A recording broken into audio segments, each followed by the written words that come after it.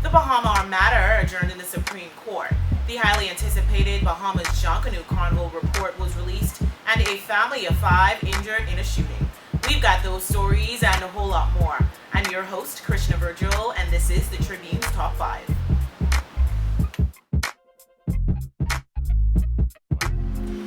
Nearly 3 months after Bahamas Junkanoo Carnival, the Festival Commission released its report, which revealed serious revenue shortfalls. The government failed to secure a return on its $11 million investment from the highly touted Bahamas Junkanoo Carnival. This, according to the official statistics of the event released by the Bahamas National Festival Commission on Tuesday.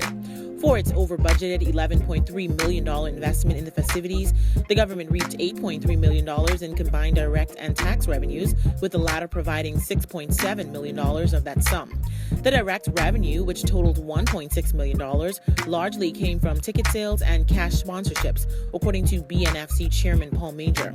Mr. Major also confirmed that efforts were still being made to secure payments for some vendors who reportedly lost money during the event, a sum estimated to cost the government about $40,000. Nonetheless, the commission concluded that the total direct economic activity of the event was about $19 million, including $5.5 million in Grand Bahama. That total includes the government's local expenditure for the event. The festival attracted about 115,000 spectators or participants, employed 7,208 people, and benefited 880 small and medium enterprises, the long-awaited report concludes. Some 30,000 spectators attended Grand Bahama's events, and 85,000 spectators and participants attended the New Providence events. It was estimated that about 900 tourists attended the event. A family of 5, including 2 young children, one of whom was shot in the head, is listed as stable in hospital following a shooting incident on Thursday.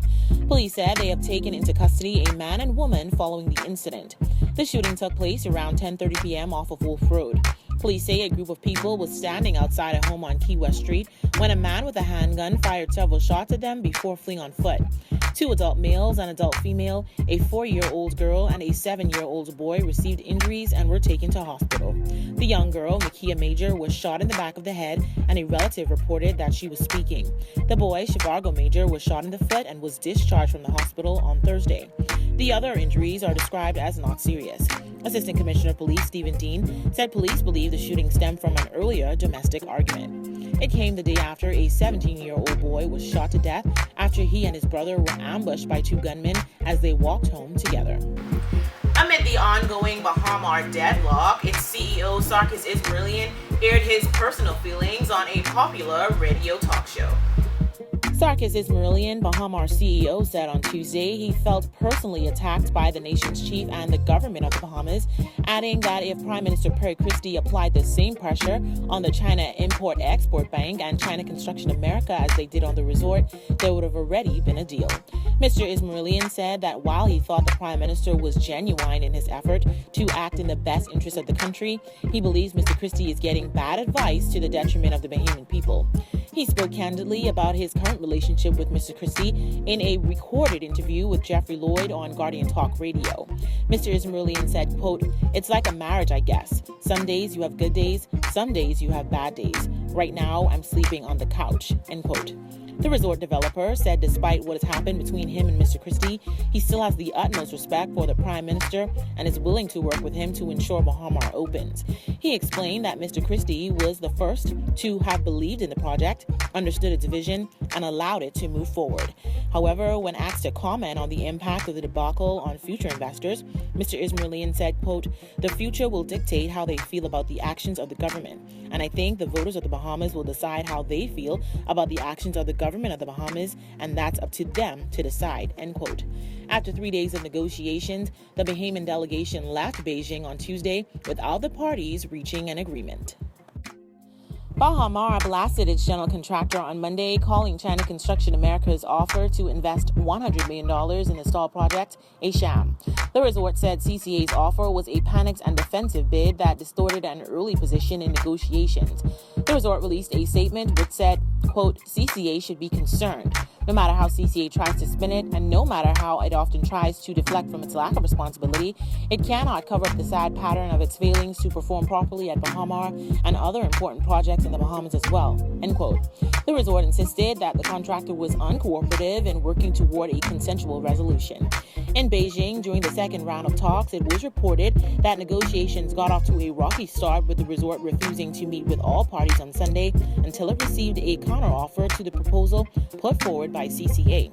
In a message seen by the Tribune, resort president Tom Dunlap wrote to stakeholders, quote, "We are increasingly disturbed by a course of conduct during the last 2 weeks of mediations and negotiations, conduct which rewards CSCEC, China State Construction and Engineering Corporation, and CCA for its inflexibility while disregarding Bahamar's efforts and concessions through these negotiations. Moreover, there have been complaints that Bahamar has been represented in the varied negotiations by persons with little to no executive authority, while each of its president and president of Asia Pacific have been negotiating around the clock for 3 weeks in China. Conversely, CCA and CSCEC have been often represented only by personnel from CSCEC who serially insist varied board-level approvals are required regarding any further concessions," end quote. On Sunday night, CCA Bahamas Limited said they offered to invest an additional $100 million in Bahamar Limited with a guarantee of $175 million to the China Export-Import Bank in connection with the China Exim Bank's new $200 million loan facility. China Construction America in the Supreme Court on Friday took exception to the government-recommended liquidators. Therefore, the government said it would be inappropriate to continue the proceedings because of CCA's objections. The matter has been adjourned to the 19th and 20th of August, where it is expected that the government will push forward with its petition to wind up Bahamar. This comes after the government on Tuesday blamed Bahamar's refusal to provide a guarantee for additional lending as the only element that stood in the way of securing a deal for the completion of the $3.5 billion mega resort after the Bahamas delegation left talks in Beijing empty-handed for a second time. According to a statement released by the government, this guarantee is required by the China Export-Import Bank to secure a commitment of additional lending needed to jumpstart the stalled project. Meanwhile, Bahamar shot back at the government, calling these latest allegations posturing and attempts to score political points under the pretense of being passive observers in ongoing discussions. While the talks were convened in an attempt to resolve issues arising from the developer's inability to complete Bahamar due to construction cost overruns and other serious financial matters, resort developer Sarkis Ismailian did not attend the discussions at all, the government statement said. The government further noted that Bahamar did not attend day one of the talks. Want to get in on the discussion? Well, here's how you can. Just log on to our website at www.tribune242.com, like us on Facebook, the Tribune News Network, send us a tweet at Tribune242, or subscribe to our YouTube page, Tribune